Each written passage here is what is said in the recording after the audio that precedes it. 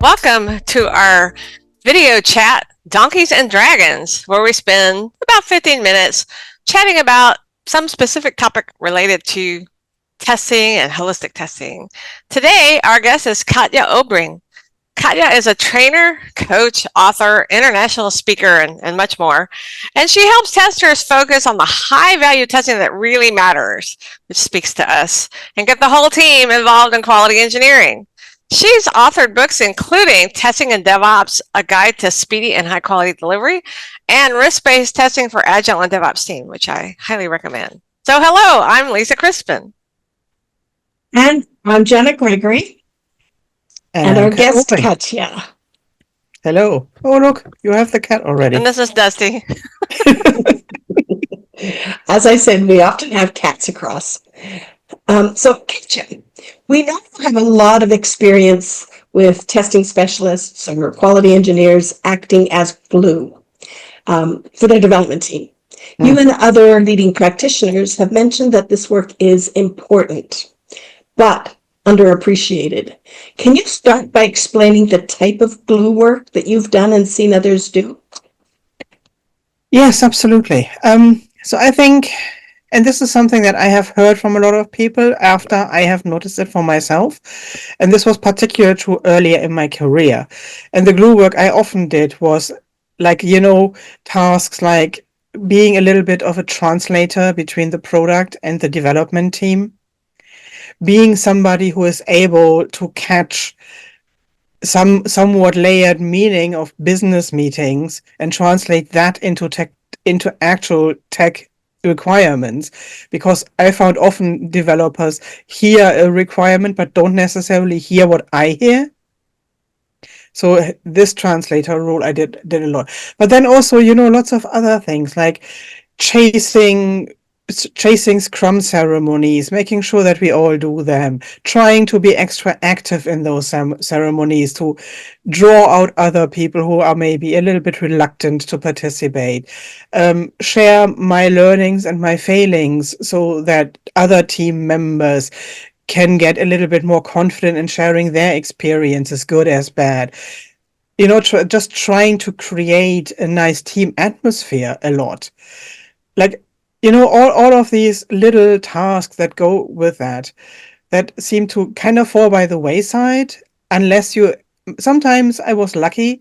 So I had 2 really good team leads who did a lot of that. But I also had a lot of tech leads who were really very good tech leads, but not necessarily so good as social conductors, right? So that I find is a lot of what I have been doing traditionally and what I hear a lot from other people as well. Mm-hmm. I don't know what your experiences are.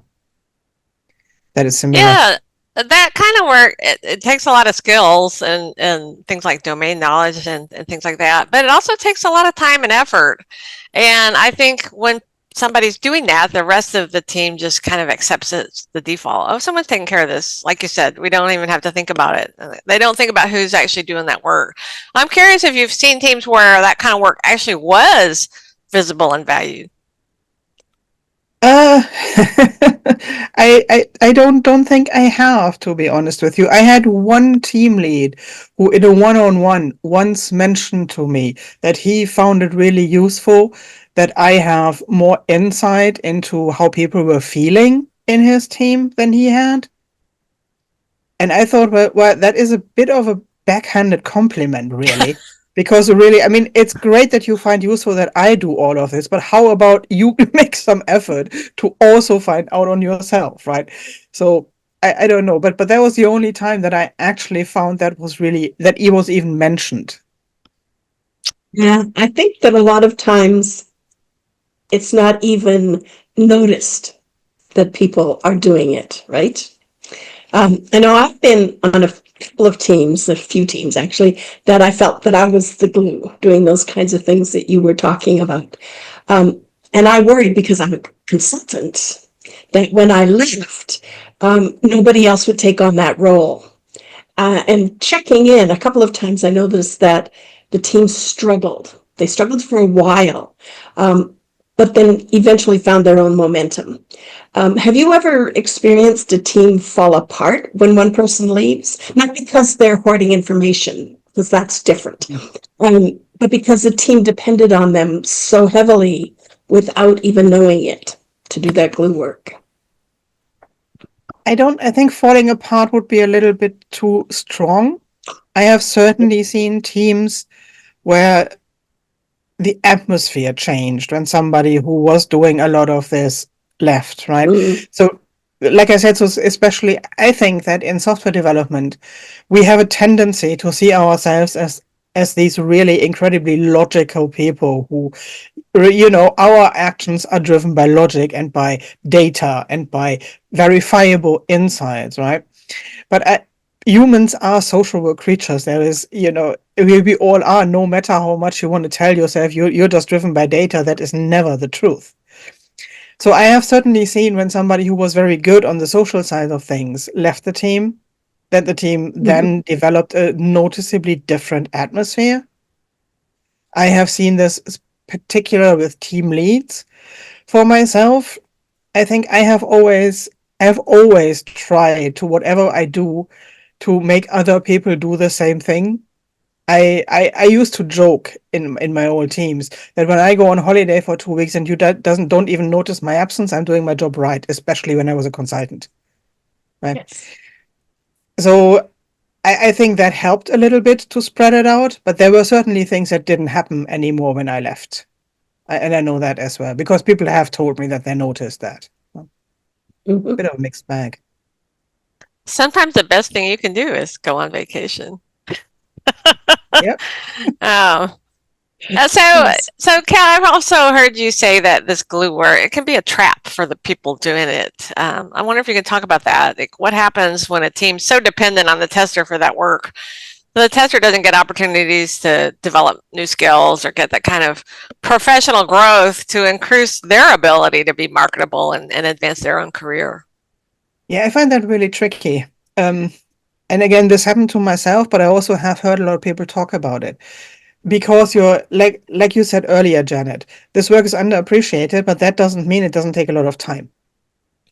So you end up being really stretched, A, but that B means you don't have extra time that you can put into learning other stuffs necessarily as easily.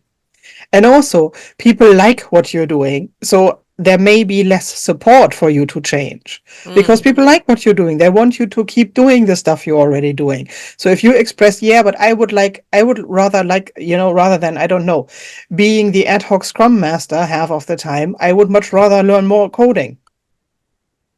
And maybe people are not super happy about that. I mean, I have never had a situation where somebody intentionally blocked my way, but I had situations where I didn't feel like I get the support I needed because people thought, no, do this other thing more. And I think that leads to a situation where a lot of testers then, especially if you get into you now have a few years of experience under your belt, and you're maybe looking for change roles, or maybe you're just a little bit bored with what you have been doing for the last 5 years and want a bit of a change, right?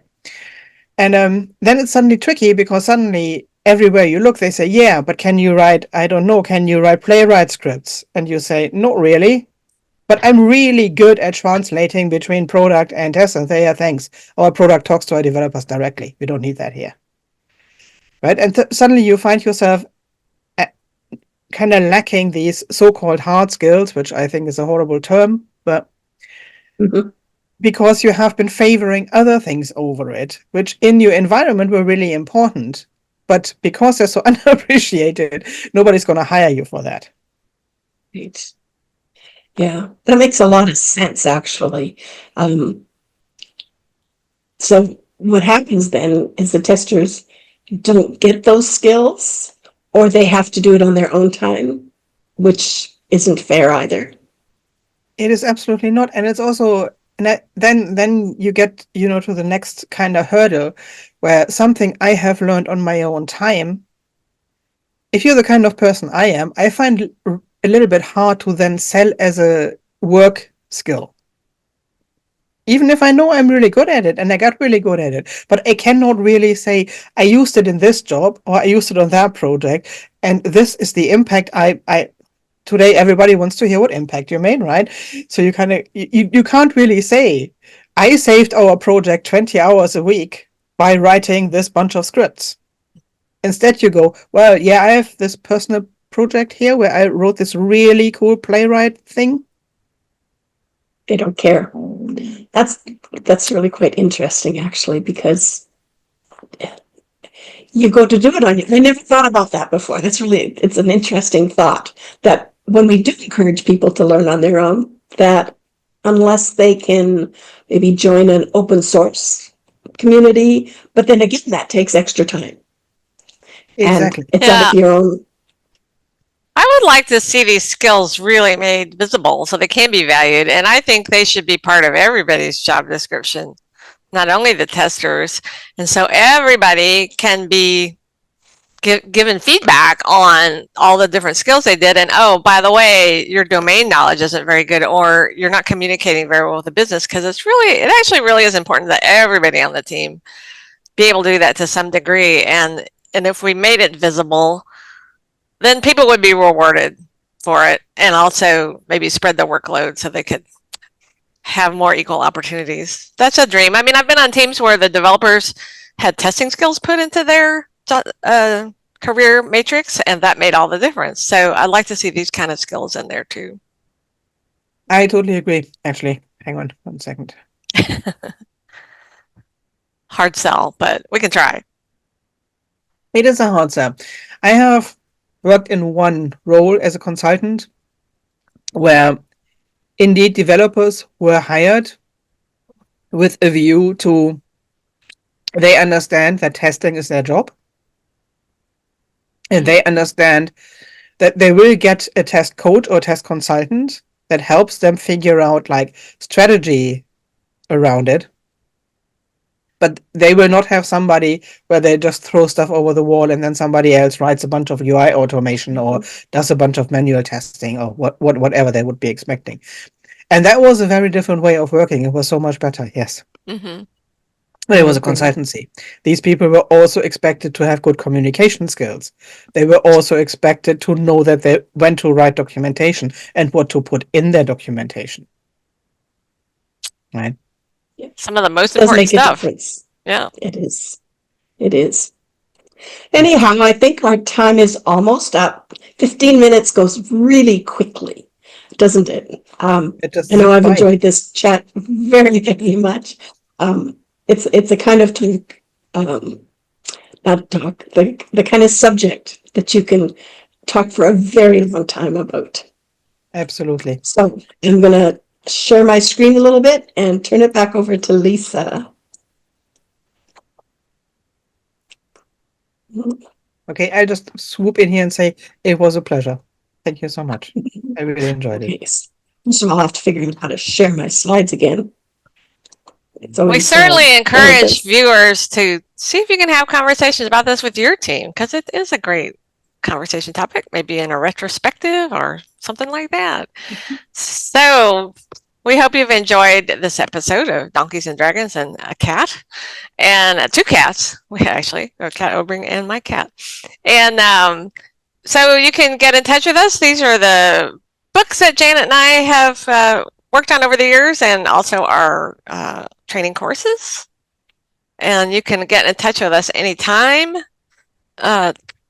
Email or LinkedIn or Twitter. Well, Twitter's kind of dead now, isn't it? But we're still there. So please get in touch with us if you have ideas for future topics, or even if you know somebody you'd like to see as a guest, or you'd like to be a guest, do get in touch with us. And subscribe to our newsletter on agiletestingfellow.com. Janet and I put exclusive content every month. We have a lot of fun thinking up something new to share with people, and check out our blog posts as well. So we'll see you next time. Take care. Bye-bye. Thank you. Bye-bye.